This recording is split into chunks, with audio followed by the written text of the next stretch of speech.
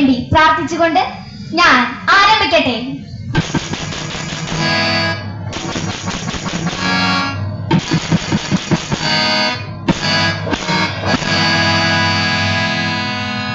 ഈ പെൺമക്കളെ ഒന്നിനെ ജീവനോടെ വച്ചേക്കരുത്, കൊന്നുകളയണം.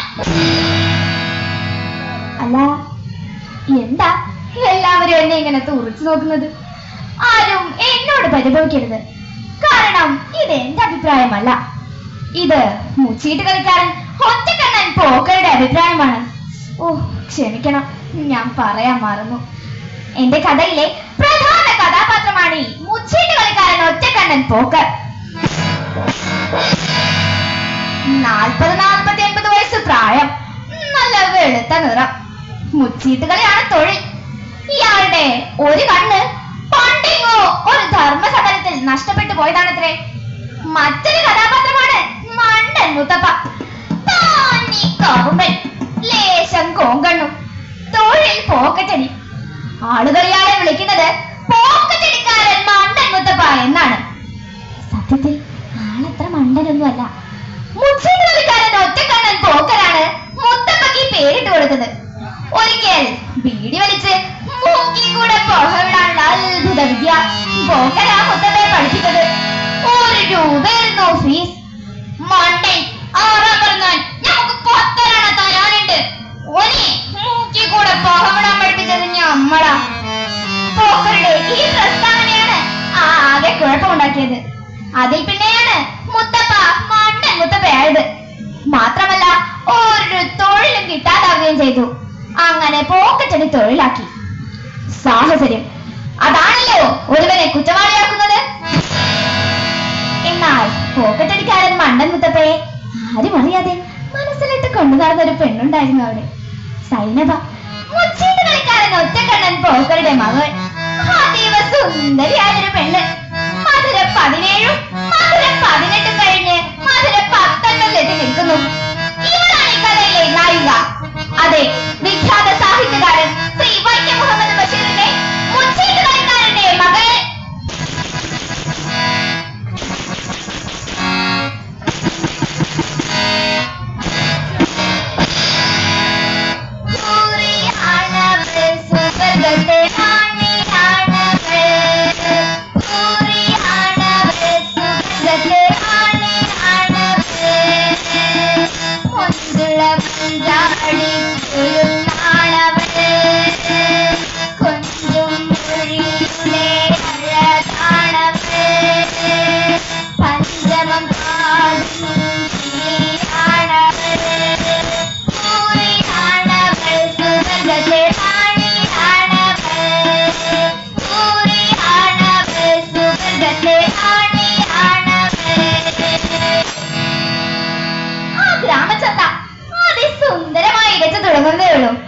അതാ ആ ചന്തയിലെ അതിപുരാതനമായ പൂപ്പരുത്തി വൃക്ഷത്തണലിൽ നിൽക്കുന്നു മുച്ചീട്ട് കളിക്കാരൻ ഒറ്റക്കണ്ണൻ പോക്കർ. അയാൾ തന്റെ കലാപരിപാടികൾ തുടങ്ങാൻ പോവുകയാണ്. നിലത്ത് പഴയ പത്രക്കടലാസുകൾ നിർത്തിയിട്ട് 4 മൂലകളിലായി വൃത്തിയുള്ള 4 ചെറിയ കല്ലുകൾ പെറുക്കി വെച്ചു. ശേഷം തന്റെ കയ്യിലുണ്ടായിരുന്ന ഒരു കെട്ട് പുത്തൻ ചീട്ടിൽ നിന്നും 3 തിരഞ്ഞെടുത്തു. അത് മാലോകരെ ഉയർത്തിക്കാട്ടി. 1 രൂപ ചീട്ടും 2 പുള്ളിച്ചീട്ടുകളും. അയാൾ തന്റെ സത്യസന്ധതയെ വെളിപ്പെടുത്തിക്കൊണ്ട് പ്രപഞ്ചത്തെ നോക്കി മുദ്രാവാക്യം വിളിച്ചു.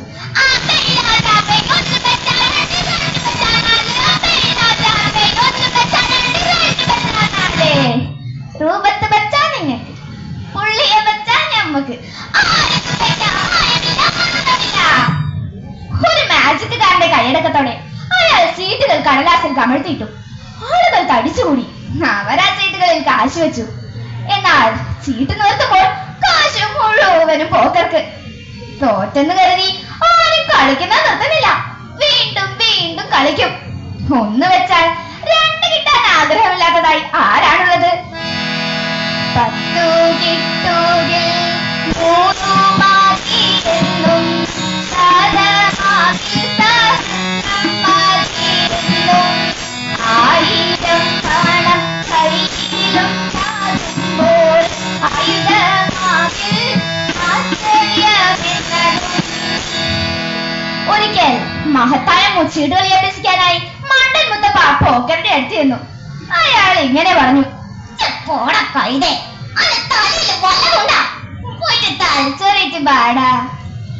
പോക്കറുടെ ഈ പ്രസ്താവന മുത്തപ്പയെ നന്നായി വേദനിപ്പിച്ചു.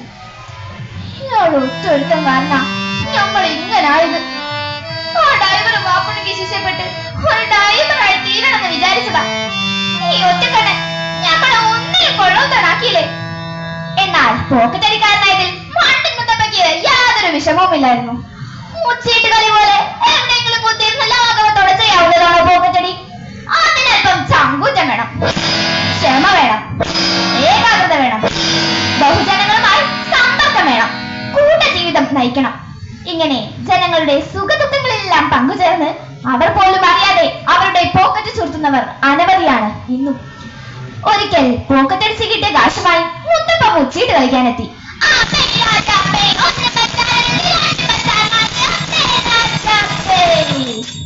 അപ്പോഴാണ് പോക്കന് മുത്തപ്പയെ കണ്ടത്. ആർക്കും വെക്കാം, ഏത് മണ്ടൻ കയ്യിലും വെക്കാം.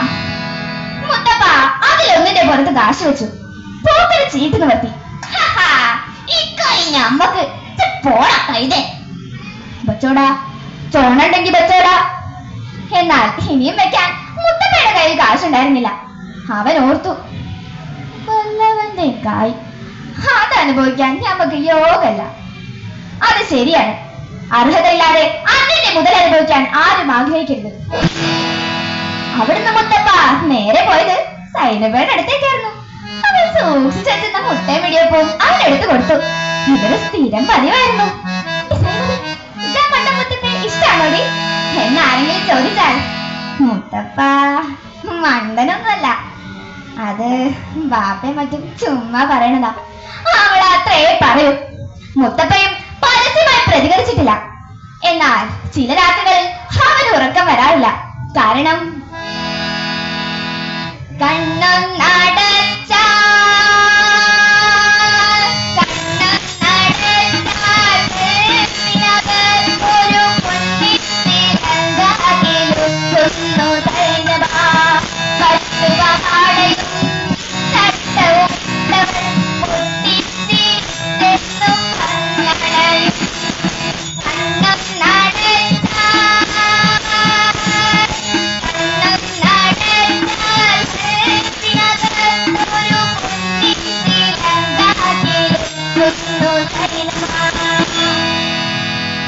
പോക്കർക്ക് മകളെ കുറിച്ച് യാതൊരു സംശയവുമില്ലായിരുന്നു. ഒരു 500 രൂപയെങ്കിലും സ്വരുക്കൂട്ടി ഓളെ കൈത്തിലും കാതിലൊക്കെ കുറച്ച് പൊൻപണ്ടങ്ങളും വാങ്ങിയിട്ട് കൈച്ചിലിന്റെ വകൾ ഏതെങ്കിലും യോഗ്യനെ കൊണ്ട് നിക്കാൻ കഴിപ്പിക്കണം. ആ വിചാരമാണ് അയാൾക്ക് എപ്പോഴും. ഒരിക്കൽ ചന്ത പിരിഞ്ഞ് കുറെ കപ്പക്കിഴങ്ങും വാങ്ങി പോക്കര് വീട്ടിലേക്ക് നടന്നു. അവിടെ ചെന്നപ്പോൾ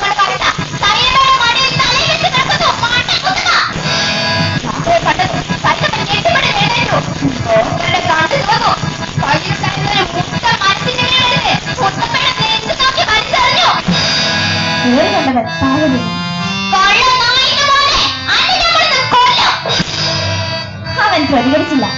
മെല്ലെ എഴുന്നേറ്റ് സ്നേഹത്തോടെ പറഞ്ഞു, ഞാൻ വല്ലതും ഇതുവരെ ചെയ്തിട്ടുണ്ടെങ്കിൽ അതെല്ലാം പുറത്ത് മാപ്പാക്കണം. നമ്മളിനി പോക്കറ്റടിക്കാൻ പോണില്ല. മുത്തപ്പ പോയി. വിവരം കാട്ടുതീ പോലെ പടർന്നു. ജനങ്ങൾ രണ്ടു ചേരിയിലായി. എന്നാൽ എല്ലാവർക്കും ഒരു സംശയം, ഈ സൈനബ ആരുടെ ചേരിയില്? എന്റെ ചേരിയില്. മുത്തപ്പ നെഞ്ചത്തടിച്ചു പറഞ്ഞു. ശേഷം ഒറ്റക്കണ്ണൻ പോക്കര് പറഞ്ഞു, പോടാ പൈതേ, നിന്റെ പൊന്നാര മോളാ സൈനബ. എന്നാൽ സൈനബ ആരുടെ ചേരിയിലാണെന്ന് ആർക്കും യാതൊരു വ്യക്തതയും ഉണ്ടായിരുന്നില്ല. പെണ്ണിന്റെ മനസ്സ് പോണോർത്ത അജയം ജനങ്ങൾ സംയുക്തം പ്രഖ്യാപിച്ചു. നാളുകൾ കഴിഞ്ഞു. ഒരിക്കൽ ഒരു വെള്ളി നാണയവുമായി മുത്തപ്പ മുച്ചീട്ട് കളിക്കാനെത്തി.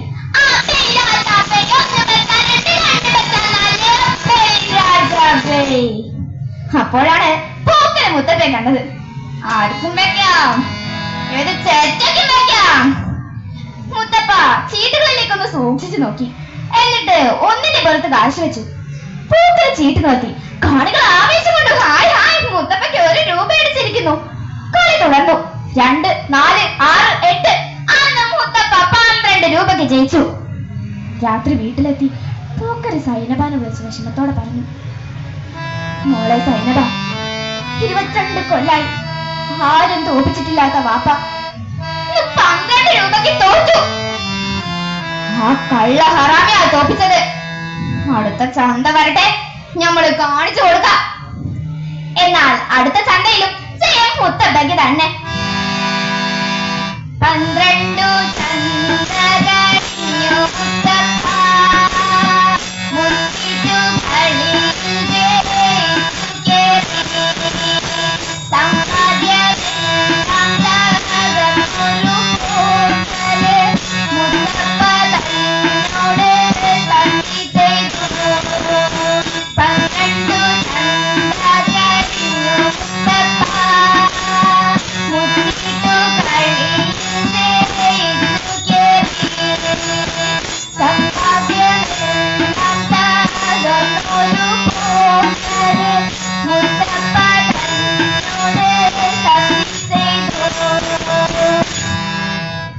എടാ മുത്തപ്പ, സൈനബാനെ കെട്ടിക്കാൻ വെച്ചിരുന്ന കാശ് മുഴുവനും തീർന്നു. നമ്മളിപ്പോ കടം വാങ്ങിയാ കളിക്കണേ. അതുകൊണ്ട് ഇനി കളിക്കാൻ വരരുത്. ചന്ത തോറും 5 രൂപേന്റെ കാശ് ഞമ്മള് കൊടുന്നേരാ. ഇക്ക് കായൊന്നും വേണ്ട. ഞമ്മക്കേ ചായന്റെ കച്ചവടമുണ്ട്. സൈനബാനെ കെട്ടിച്ചെന്നാ ഞാൻ പിന്നെ കളിക്കാൻ വരൂല. ബഹുജനങ്ങൾ മുത്തപ്പയ്ക്ക് പിന്തുണ പ്രഖ്യാപിച്ചു. അങ്ങനെ മനസ്സില്ലാ മനസ്സോടെ പോക്കര് മുത്തപ്പയ്ക്ക് സൈനബാനെ നിക്കാഹ് കഴിപ്പിച്ചു കൊടുത്തു. നാളുകൾ കഴിഞ്ഞു. എന്നാൽ പോക്കർക്ക് യാതൊരു സമാധാനവുമില്ല. ഈ മണ്ടൻ മുത്തപ്പ എങ്ങനെ കൃത്യമായി രൂപച്ചിട്ടിൽ രൂപ വെച്ചു? ഈ ചോദ്യം അയാളെ സദാ അലട്ടിക്കൊണ്ടിരുന്നു. മുത്തപ്പ പറഞ്ഞു, എവിടുന്നാ മോനെ ബുദ്ധി? പിടിപ്പത് കാശെടുത്ത് മൂക്കി കൂടെ പോവിടാൻ മേടിച്ച യോഗ്യനല്ലേ നീ? നമ്മളോട് സത്യം പറ, നമ്മളോട് സത്യം പറ. അത് എന്റെ കെട്ടിയോള് സൈനവ് പഠിപ്പിച്ചതാ. എങ്ങനെ? മുത്തപ്പ സത്യം പറഞ്ഞു. പോക്കർ അമ്പരന്നു. അയാൾ തന്റെ ചീട്ടുകെട്ടെടുത്ത് പരിശോധിച്ചു. എല്ലാ രൂപച്ചീട്ടിലും മൂലകളിലായി സൂചി കൊണ്ടുള്ള ചെറിയ 4 കുത്തുകൾ. എടാ മുത്തപ്പ, നീ പറ, പെമ്മക്കളെ ഒന്നിനെങ്കിലും ജീവനോടെ വെച്ചേക്കാവോ?